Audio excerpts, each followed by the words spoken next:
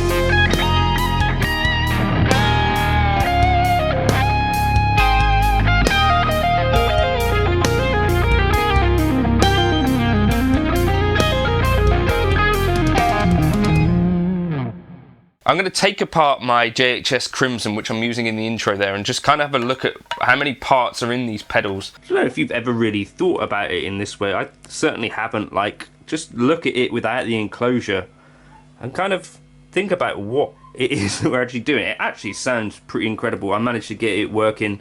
The ribbon cable is actually the part that is failed in my ham-fisted disassembly. But yeah, are we getting ripped off by these pedal manufacturers, or are there other costs that go into making these things that we as just normal people that maybe don't make pedals don't know? I'm not an expert on or a pedal builder or anything like that, obviously, but I just kind of, yeah, was thinking like, why are these things, because he said in that video, the Ross compressor, well, he said all of the Ross pedals, they can build them for like $76 was the cost price, which to me seems strange because surely all of those circuits require different parts. So surely if it's like a pedal that uses less components, then it'd be less money, you'd imagine, right? So you can get like a Ross clone from China for like 29 quid. Joyo make a Ross clone. You can get these kind of DIY parts kits, which of course JHS have been involved with, for like 35, 40 quid, made in the UK. Seems to me there's actually quite a lot of components on the compressor. I don't know if the fuzz units have less than that. Typically what I know about fuzz pedals, having seen like the fuzz faces, those have so few components in them, like 4 or 5. Oh, I can't actually see the board. It says "From Russia with love, sincerely" in there. So how do I get it out of here? Just undo that. What is all this in here? That rust.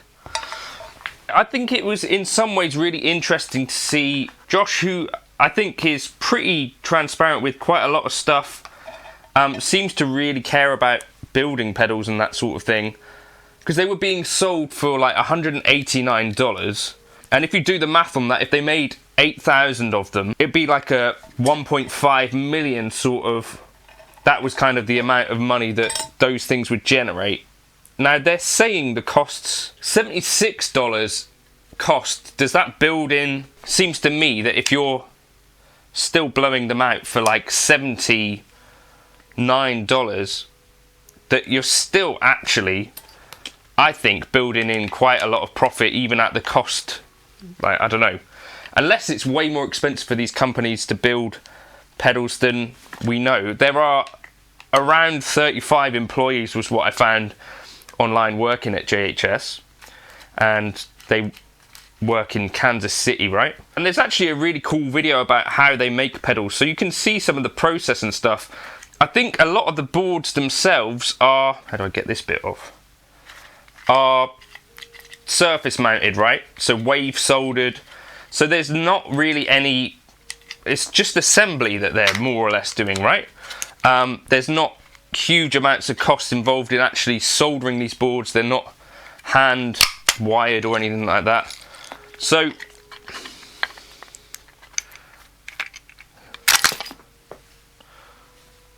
that's the extent of what's on the board. So this is a fuzz pedal. It's actually a really tiny little circuit. Interesting. I wonder if I can get this back together at all. This is all of the parts of the JHS Crimson. So the enclosure, you know, you've got two bits here of metal. This was the part that is kind of mounting the circuit board on. This part of the circuit board actually broke off during disassembly.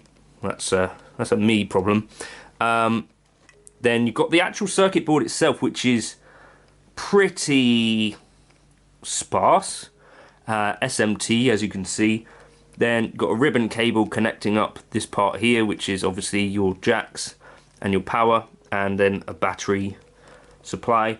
And then 3 knobs plus the one making this video, and some screws and washers and stuff.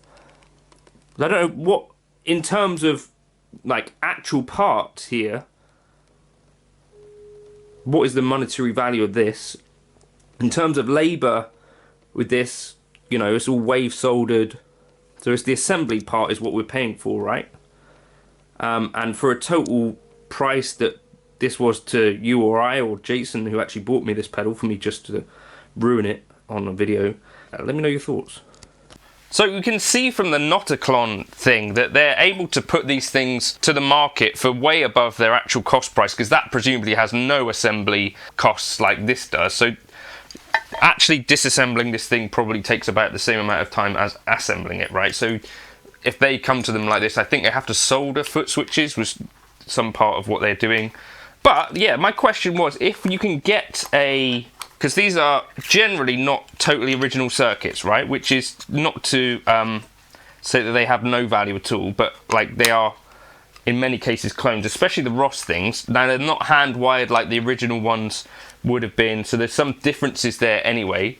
And I think obviously at this point now we know that they were kind of a flop. How do I get that through? It's just interesting to me, like what it actually takes into building these pedals. So I think cynically, I'm pretty cynical, right?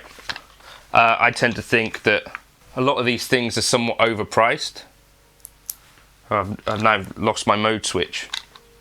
But yeah, let me know in the comments what you think. Like $79, there's rust in this, as I said. Where's that come from?